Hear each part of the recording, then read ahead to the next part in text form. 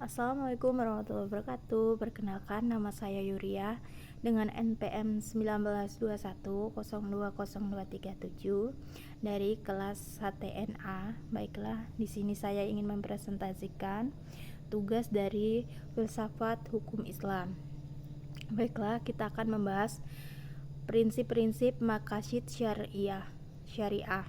Maqasid asy-syariah, secara bahasa maqasid asy-syariah terdiri dari dua kata, yaitu maqasid yang artinya kesengajaan atau tujuan, dan syariat artinya jalan menuju sumber air. Ini pula dikatakan sebagai jalan arah sumber pokok kehidupan. Selanjutnya, adapun tujuan maqasid adalah untuk kemaslahatan manusia. Kemaslahatan dapat terrealisasikan dengan baik jika 5 pokok dapat diwujudkan dan dipelihara, yaitu yang pertama, agama, jiwa, keturunan, akal, dan harta. Dari 5 itu harus diterapkan. Selanjutnya ada tujuan syar'i dalam mensyariatkan. Ketentuan-ketentuan hukum pada orang-orang mukhalaf adalah dalam upaya mewujudkan kebaikan-kebaikan bagi kehidupan mereka, baik melalui ketentuan-ketentuan yang daruriyah, haji, dan tahsini.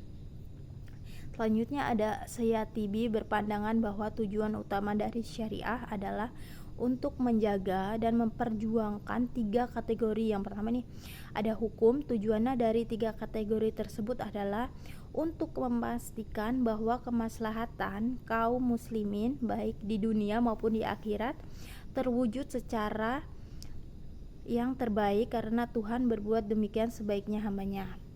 Selanjutnya, kemaslahatan yang ingin diselesaikan adalah yang memiliki syarat seperti berikut. Yang pertama nih, ada maslahat itu harus real atau berdasarkan replikasi yang kuat dan bukan khayalan, jadi harus nyata. Yang kedua itu maslahat yang ingin mewujudkan harus benar-benar dapat diterima oleh akal, jadi tidak khayalan. Yang ketiga itu ada harus sesuai dengan tujuan syariat secara umum dan tidak bertentangan dengan prinsip umum syariat. Yang keempat ada mendukung realisasi masyarakat daruriyat atau menghilangkan kesulitan yang berat dalam beragama, jadi untuk mempermudah kita. Adapun manfaat mempelajari maqasid asy-syariah ialah sebagai berikut. Yang pertama, mengungkapkan tujuan, alasan, dan hikmah tasyri baik yang umum maupun khusus.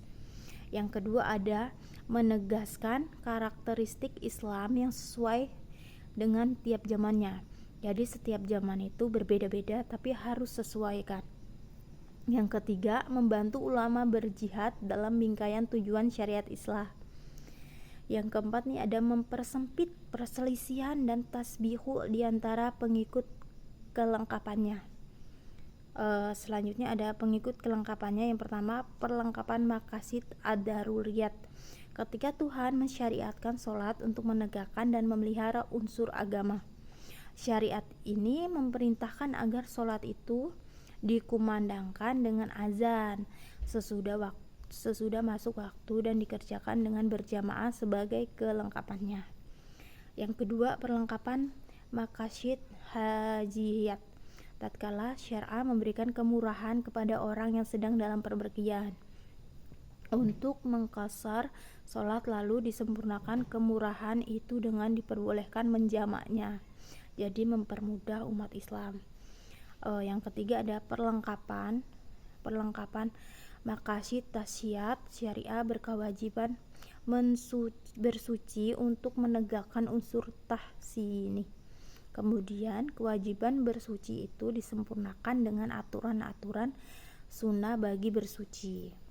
Tatkala syariah mensunatkan menyembelih hewan kurban, disempurnakan perintah itu agar binatang yang dikurbankan itu dipilih dari binatang-binatang yang cacat, jadi pilihan dalam mengkonsumsi binatang.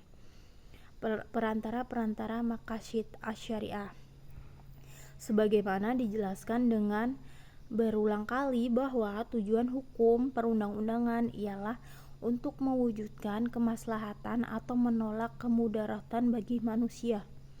Maksudnya tersebut dapat diwujudkan karena perintah dan kewajiban syariat dilaksanakan dengan sebaik-baiknya dan dijauhi segala larangannya. Selanjutnya ada pengetahuan dan pemahaman yang benar mengenai sebab-sebab perintah itu dikeluarkannya menjadi pendukung utama untuk menaati perintah syariat. Karena sebab-sebab syariat dikeluarkan selalu mengikuti status hukum musababnya. Artinya nih, jika status hukum musabab adalah wajib, maka pula hukumnya sebab yang terjadi peraturannya. Tak ada bedanya dengan perintah-perintah syariat. Larangan-larangannya dan mempunyai perantaran-perantaran yang mengantar pada perbuatan itu terlarang. Tidak logis apabila suatu perbuatan itu dilarang sedangkan peraturan diperbolehkan. Oleh karena itu, peraturan wasiah yang kuat haruslah mengikuti status hukum yang diperantari, yaitu terlarang juga. Selanjutnya, berdasarkan ketentuan tersebut muncullah dua kaidah yang penting. Yang pertama nih, ada sesuatu yang menjadikan kewajiban sempurna karena wajib adalah adanya.